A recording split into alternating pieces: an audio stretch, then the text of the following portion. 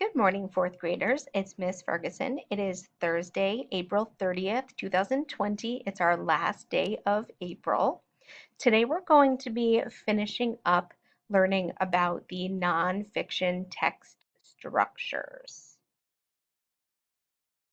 Our learning target today is I can identify 5 types of nonfiction text structures and describe them, as well as I can identify the structure of a given nonfiction text.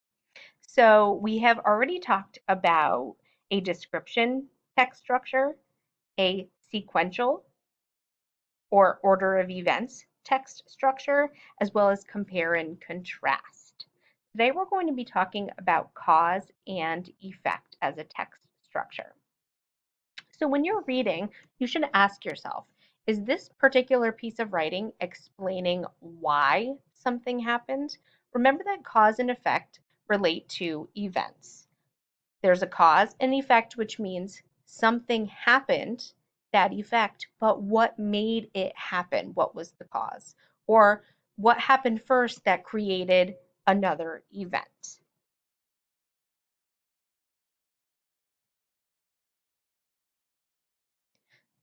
Also ask yourself, is it explaining what effects will happen from a given event?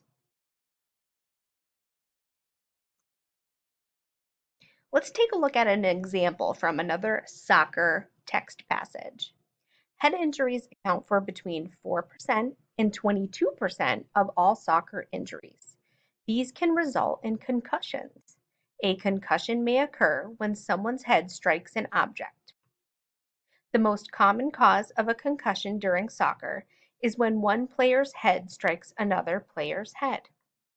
The second most common cause of a soccer-related concussion is when the ball is kicked from close range and hits a player's head. Heading the ball does not cause head injuries as long as it is done properly. And when they say that, heading the ball is a move in soccer where you're actually able to put your head under the ball and bounce the ball off of your head in order to move it. Because as we talked about the other day, you cannot use your hands in soccer. So what makes that text that we just read have a cause and effect structure? If you need to rewind and pause and take a look at the passage again to think about this question, this is a great time to do that.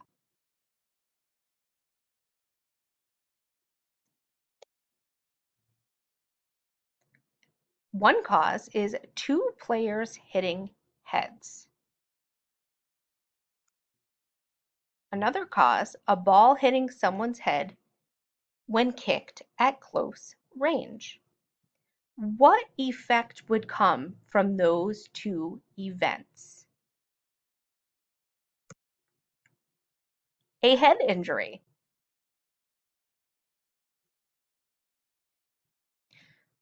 Another structure that we're going to talk about, and the last one that we're going to talk about today and this week, is problem and solution.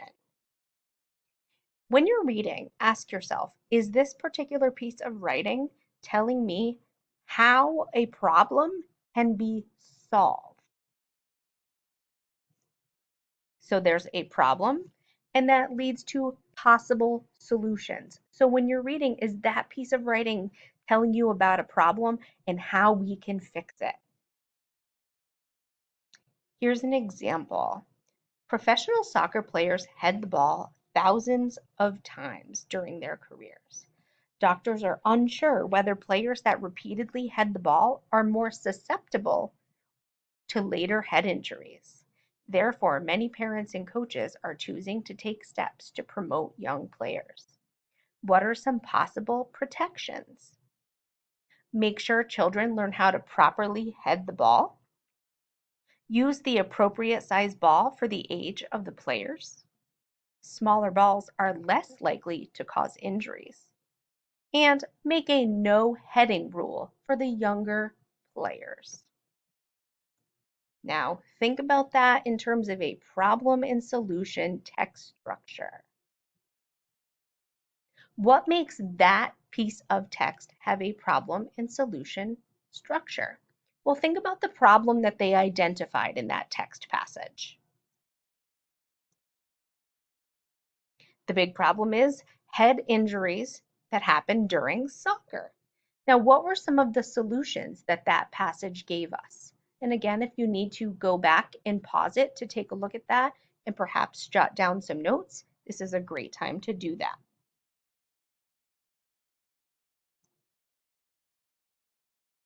Some possible solutions they offered were proper instruction, using the correct size of balls because smaller ones are less likely to cause injury, and maybe having a no heading rule for those younger players whose brains and heads are still developing. So now that we've talked about all five, let's do some practice. And as I always say, if you need to go back and review, if you don't remember everything from the lesson we did yesterday, that's why the videos are there. Go back and take a look at them again. If you didn't jot down your notes yesterday, then maybe you should go back and rewatch it and jot those notes down, because not only will they be helpful now, they'll be helpful for your independent assignment and while you're reading your nonfiction texts while you're at home during the next couple weeks.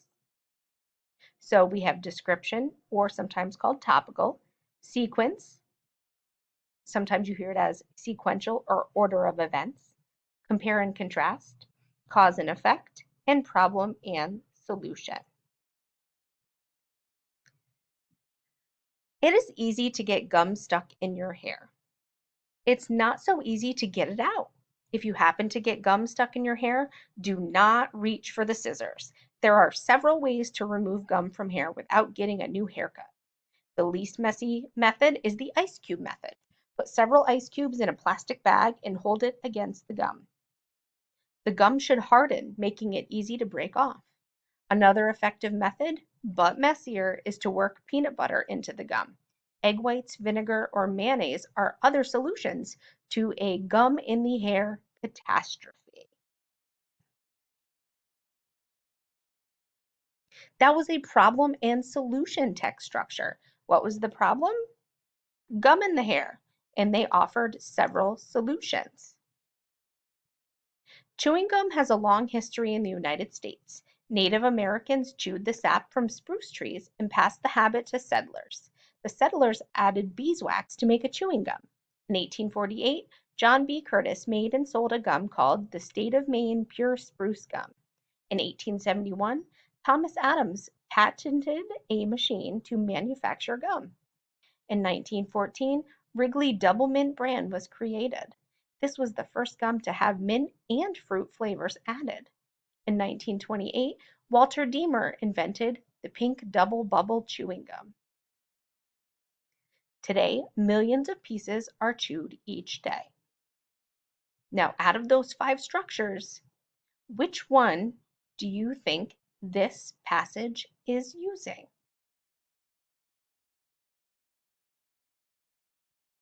You said sequence or sequential. You are right.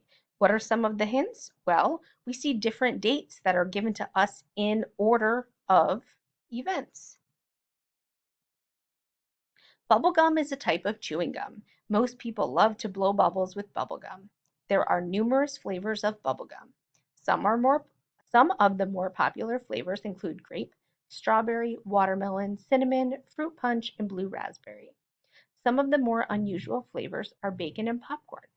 In taste tests, children seem to prefer strawberry and watermelon flavors. What flavor of bubblegum is your favorite? So, what structure is the author using here? This is a description or topical text structure because they're describing the different types of bubblegum. You might be surprised to know that chewing gum might actually be good for you. Scientists have discovered that chewing gum can help your memory. This increase in memory might be due to the chewing action by your jaw. When you chew gum, your hippocampus is stimulated.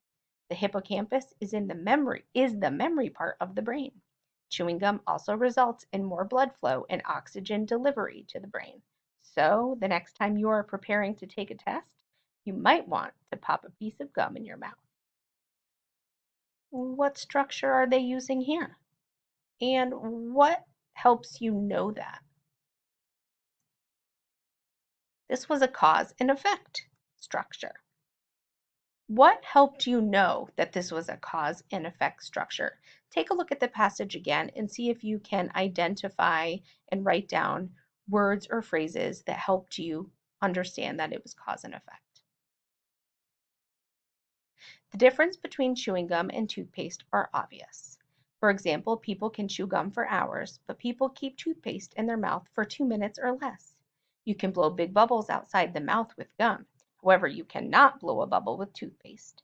You might be surprised to know that chewing gum and toothpaste are alike in some ways too. Both chewing gum and toothpaste can relieve symptoms of bad breath or gum disease. Like toothpaste, sugar-free gum has been found to protect tooth enamel and lessen the number of cavities in teeth. What structure is being used here? Compare and contrast. Again, go back and take a look at this passage. What words or phrases were clues to you that this was a compare and contrast structure? What are they comparing and contrasting, and what helped me know that? So, girls, today your independent assignment is going to be a written paragraph. I want you to write me a paragraph that answers the following question. What are the 5 types of nonfiction text structures? I want you to answer that as well as give me a short description of each one. So remember to use RAD for this. Some glows and grows from the work I've seen in the last few days. One is I've been getting some really great written paragraphs sent to me where I see RAD being used. And I see people really trying to use their best grammar and spelling and punctuation and really presenting beautiful writing, which I appreciate so much and I'm very proud. I love that I'm seeing details when people were sending me their text structure paragraphs. I'm getting specific details from the text in specific quotes, which is awesome. Those are some awesome grows that I'm seeing, or glows, excuse me, and I'm very proud. One thing that we can work on, or a grow, is that I am not having as many girls accessing our online news ELA work every day, which is important because those are more nonfiction text pieces for us to work with. Also, I can see how many minutes you spend on each article. I do have some scholars that are spending only a couple of minutes and then taking the quiz, which leads me to think we might be rushing and maybe guessing, and that's not going to help you or help me know what you're understanding. So one grow is that we can make sure we are accessing our online work and taking our time to read and close read and try our best on the quiz. And if we go to take the quiz and we aren't sure of something or we can't remember you can always go back and reread. So girls, you know your independent assignment for today. You also need to access your news ELA article for the day. You need to complete today's packet pages and make sure you do your 35 minutes of reading and prompt and get a signature. Remember, all packets are being turned in on Monday. So both packets that we've done, so all pages need to be complete because they are being turned in and they are being graded. Have a great day, girls, and don't forget to reach out if you have any questions.